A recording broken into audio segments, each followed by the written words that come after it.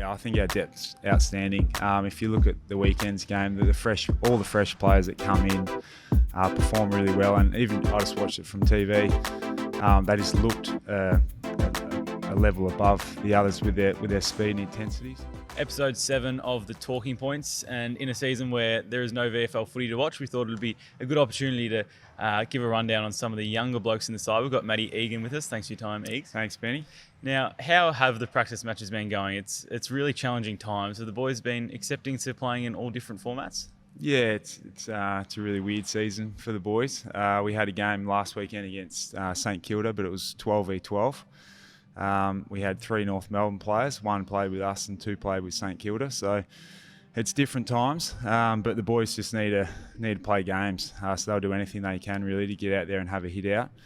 It's been a little bit different. We've had the group separated for a little bit, about 4 weeks now. So we've just joined up as a whole group again. There was a few pracky games when the boys were away in Casey. They played a few 11v11s, and I think it even got down to 8v8. So they just want to do anything to compete rather than training against each other, really. How have you found the attitude of the boys? Obviously, it's pretty challenging playing with blokes from opposition teams, and it's certainly been a hard year for them who aren't in the 22. Have you been happy with them? Yeah, the attitude's been unbelievable, really. Like I said before, they just want to compete against other teams and give themselves a chance to really get into the AFL team. If they don't get that opportunity, they feel like it's just training. So, yeah, even if it was an 8v8, I think against Sydney, they brought in the ground a little bit just to make it competitive against each other. But we did have the group separated just for a little bit of time, so it was quite challenging for one group. They were working sort of in a group of 8, and then there was a group up here that weren't playing in a group of about 10. So it's good to get them all back together, and hopefully this weekend we can get a 15v15 against Collingwood. Obviously, in 2020, there's compressed games. The side is getting rotated a little bit. Are you confident that the depth in the group at the moment is quite high, that blokes can come in and fill the roles when required? Yeah, I think our depth's outstanding. If you look at the weekend's game, all the fresh players that come in perform really well, and even I just watched it from TV. They just looked a level above the others with their speed and intensity. So I looked at Sparrow, who obviously come in really fresh. He was getting release kicks in the back line, and then you'd see him drop a ball down the other end. Hannon, his first quarter, he looked really strong with his aerial. So even Tom McDonald, who had the week off, he came in. I think he got the most pressure points on the ground. So I think it's going to be really important that these guys that come into the team, they're fresh, they're ready to go, they're excited, they've had some match practice, they got the runs on the board, and hopefully they get an opportunity. You touched on the practice match against St Kilda last Friday. Did any of the boys put up their hands from that one? Yeah, it was a really good mix. Obviously, the ground's really open, so if you use the ball really well, everyone's going to get an opportunity to perform well, and I was really happy with everyone that performed. It was Prussy's sort of first game back, so it's good to see him in the ruck, and he's a big man, and he dominated around the hit-out, so the mids were pretty excited about that. They got on the move really well. I thought Jaden Hunt was excellent. He presented the ball really well, played up pretty high, and he was providing Mitch Brown with a lot of goals. So Brown ended up kicking 5. I think he had 8 shots at goal, but Hunty was the one that was linking up and providing that. And I thought Joel Smith was probably the other standout down back. It was wet conditions, but his ability just to read the game in the air and impact, and looked really strong, used the ball really clean, and so, yeah, it was a good game. You touched on Mitch Brown. He's one that's come across from Essendon and obviously would be wanting to play senior footy at this stage of his career. How have you found him since joining the club? Yeah, I've known Brownie for a long time, coached him at Geelong as well. So it's been a good career for Brownie, and obviously had an outstanding, probably more of a career at Essendon, where he got a lot of games. He's really flexible. He can play down back and down forward, and I think the last few weeks we've probably moved him a little bit, so it's good just to leave him up forward. He's really smart. He gets out the back really well, and he's a beautiful shot for goal. So I think he had 3 shots from about 45-50 in the wet and nailed them. So he's obviously trying to push for selection, but they all are. It's got to keep performing, and hopefully their chance comes along. Touched on Prusy as well. I think people would like to see him get another crack at the top level. Do you think he's got it in him? Yeah, he does. He's been working really hard. Spent last 5 weeks working really closely with him, and he works really hard on his fitness, his body. He's obviously had a little Achilles over the pre-season, so he's worked really hard to get to the position he is now. And when his chance comes, he'll be ready. Another one who's on the outer of the 22 at the moment is Jetta. Someone who's obviously in the later stage of his career, been in the best 22 for a long period of time. How's he adjusted to having to re-earn his spot back? Yeah, I think we've shown that when a player goes out and someone takes their spot, they work really hard to get back in. I think Tom McDonald was a good example. Went out of the team, come back to VFL, was best on ground, performed his role really well, and earned his spot back in the AFL team, and Nev's no different.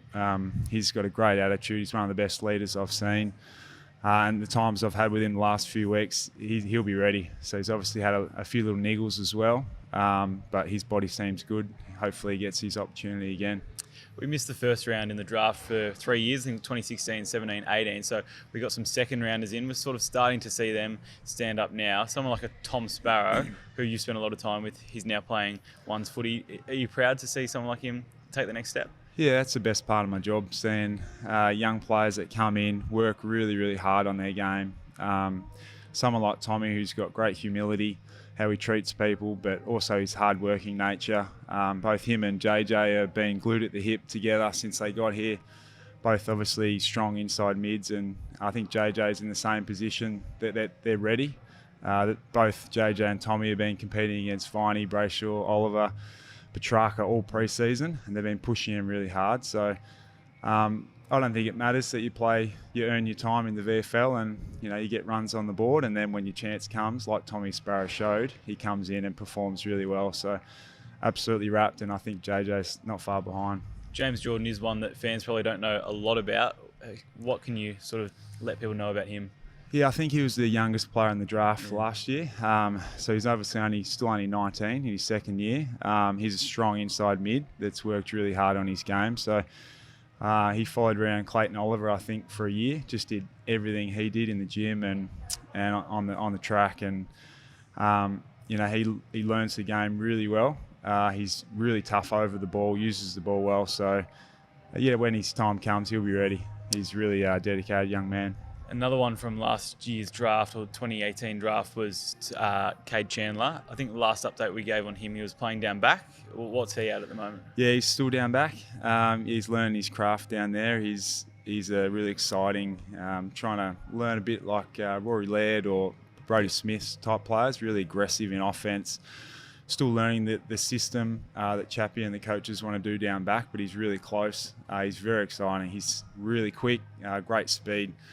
And joined on the weekend. He had some really good overlap run and very exciting through the middle of the ground. So yeah, he's pushing for selection as well. So it's a pretty exciting time. And Toby Bedford as well. We saw a glimpse of him round one. I think fans probably haven't seen much of him since. Is he still in the frame? Yeah, he's another one that's just improved dramatically from when he come to the club, and to get opportunity round one was awesome. Now he's got a taste for it. Now he's out of the team, he's really hungry to get back in, and that's what you want young players. If they can get a little taste, they know what it's like, and they know potentially what they need to do to get back in. So yeah, he's obviously a small pressure forward. He's lightning quick. I think he's right up there with our best runners at the club. And yeah, his tackle pressure on the weekend was outstanding. Just needs to finish his work now. Had 3 shots on goal, so he's getting closer and closer. 3 of the high-end talent, Jackson, Pigott and Rivers, they've developed really quickly. Do you like what you see from them? Yeah, they're obviously all top-end talent. It's been a pretty weird year with the COVID stuff that haven't had a chance to work with them too much probably in the last few months. So credit goes to the line coaches that are working with them. Justin Plapp's obviously working closely with Jacko and Cozzy, and you can see both of their improvement since the moment they got here. And yeah, obviously Chappie's worked really closely with Riv, who got his opportunity and showed his exciting play. Run from behind, took a few really good marks on the weekend. His body looks ready. So yeah, it's an exciting time for the club. I guess for fans' context, what exactly is your role as a development coach? What's a day and a week look like for you? Yeah, it's changed a little bit this year. Obviously, I work with the first, second and third year boys on not only their footy, their fundamentals, but their life. So life after footy, what they're doing outside, their bodies, checking in with families and checking in to make sure they're fitting in and doing everything that the club wants them to do, and trying to live the values that Goody's driving really hard with this group.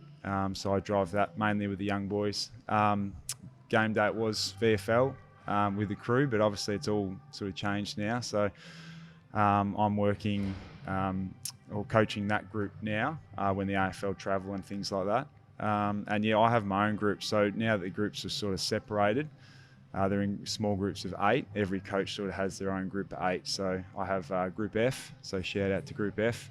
It's a great group. Obviously, I've got a fair few young boys in that. And we obviously work on their education that the AFL coaches are looking for, and then their training standards. So everything from, kicking, marking, handballing sort of things. So it's a good job. It's good fun. Well, Ego, thanks very much for your time on the Talking Points. No worries. Thanks, Benny.